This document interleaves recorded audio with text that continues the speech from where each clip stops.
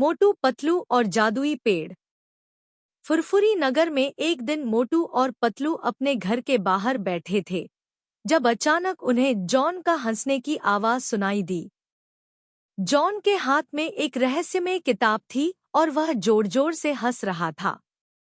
मोटू ने पतलू से कहा, पतलू, देखो, जॉन के पास क्या है।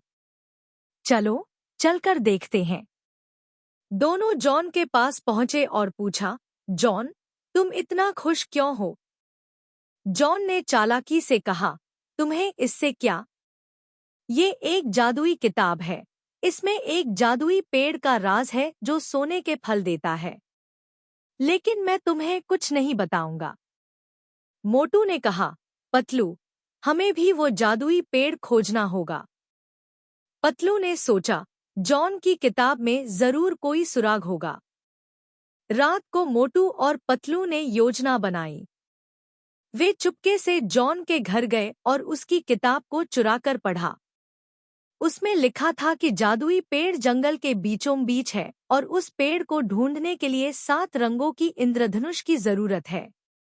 अगले दिन सुबह मोटू और पतलू ने जंगल की ओर प्रस्थान किया।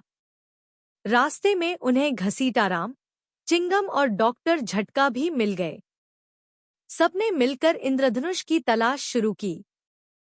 चलते चलते मोटू ने एक जगह 7 रंगों की इंद्रधनुष देखी।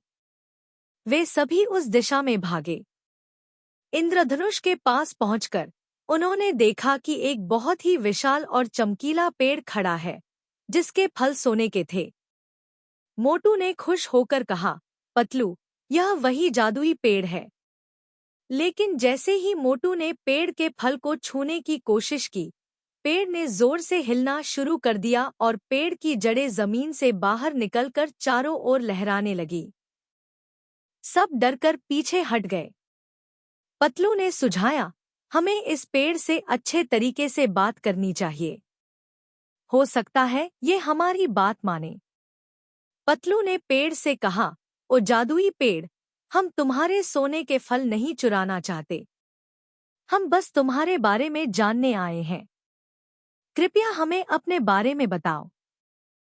पेड़ ने धीरे धीरे हिलना बंद कर दिया और एक मधुर आवाज में बोला, अगर तुम सच में मेरी कहानी सुनना चाहते हो तो मैं तुम्हें बताऊंगा। पेड़ ने बताया, मैं एक साधारण पेड़ था, लेकिन एक दिन एक जादूगरनी ने मुझे यह शक्ति दी कि मेरे फल सोने के हो जाएं। लेकिन इस जादू की एक शर्त है कि मेरे फलों को सिर्फ वे लोग छू सकते हैं जिनके दिल में सच्चाई और भलाई है। मोटू ने कहा, हम तो हमेशा दूसरों की मदद करते हैं और सच्चाई का साथ देते हैं।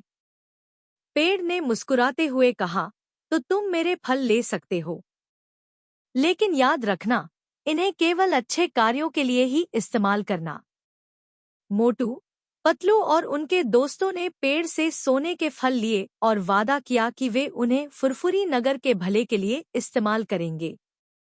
वापस लौटकर उन्होंने उन फलों से नगर के गरीबों की मदद की, स्कूल और अस्पताल बनवाए।